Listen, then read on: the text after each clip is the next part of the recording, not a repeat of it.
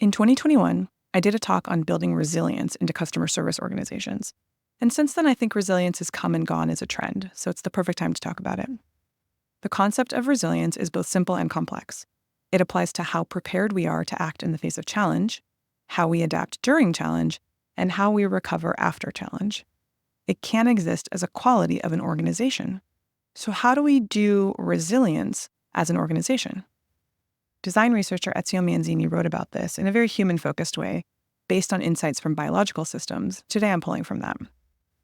Put very simply, a resilient organization is one in which the system is able to adapt and recover if one condition changes or one part fully breaks, while a fragile organization, the opposite of resilient, is one that breaks down when something changes. Looking at the fragile tells us what not to do. In fragile organizations, people have standardized roles, set practices.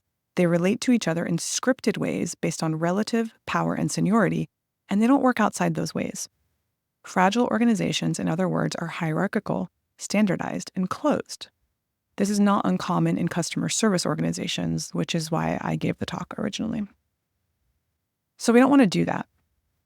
In contrast, in resilient organizations, people have roles that may have some flex, inside units that may have some flex. They relate to each other in more diverse ways rather than scripted ways.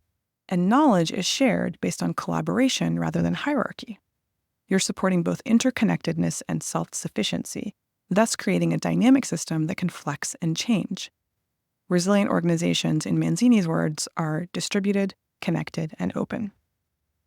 I do want to acknowledge that this is a lot of pretty imprecise word usage. So think of this as a broad overview of resilient orgs with one major point to take away.